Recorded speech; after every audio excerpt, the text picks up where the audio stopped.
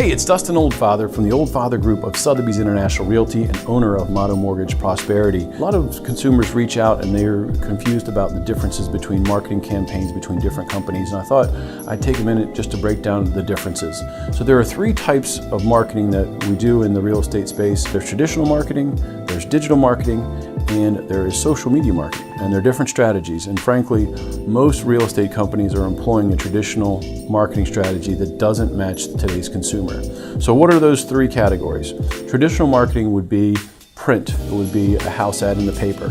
Frankly, this is a really low yield and low return opportunity, but sellers in general really enjoy this type of marketing because it's physical, they can touch it, they can see it. In general, your buyer is probably not going to find your home in the paper. We know statistically it's less than 0.5% of people find their homes that way. It would also be a sign in the yard or flyers. Those are still great markers and people still use signs. Frankly, they use more of a digital way to get to those properties because they're using their phones or maps to get there, and then they're identifying the property. But a neighbor may be walking by, or there could be somebody in the community.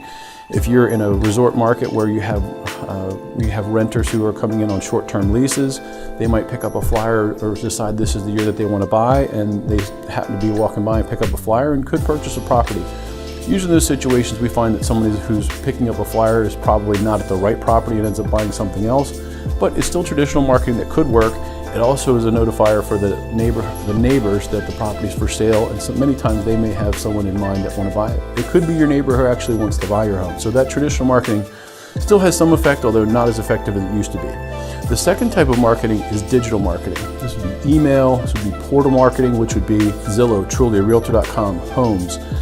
There's something called an IDX exchange, Internet Data Exchange, which allows the MLS to share the MLS data, which is where your listing goes, and then gets distributed to other sites that pay for this data exchange. And what that means is that multiple sites, many realtor sites like we have for search, will then share that information for buyers to search on those properties. And so that's a channel that has really grown.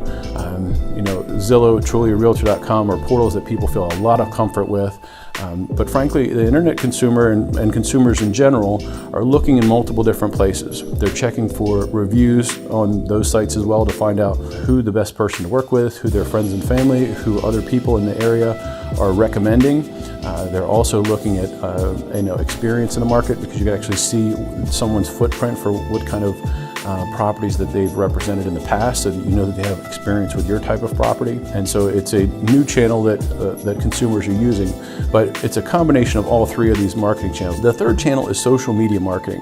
And social media marketing is foreign to a lot of marketers. What I would tell you about social media marketing is that when you hire a marketer to represent your property, there's a different conversation that happens on social media, whether it's Facebook, it's Twitter, it's Instagram. There's a different narrative and a different communication language on each one of those platforms, and it's social. And so it's not a direct, hey, you need to buy this property, although that's what most sellers want to feel. When you do that, that was something that can turn off a buyer. In general, people want to get the experience of a property. They want to get the flavor of it. They start to peel back. They start to look deeper. They may click on a link. They may start to look at the property. They may save it and favorite it. And then when their time is right, they may reach out. What's nice about social media marketing is it also has great leverage.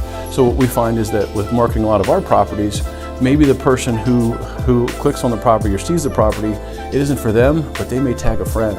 And so you want a blend of all three of those channels to give you the maximum marketing reach, so that you as a seller can get the most money and know that you haven't left a buyer on the table.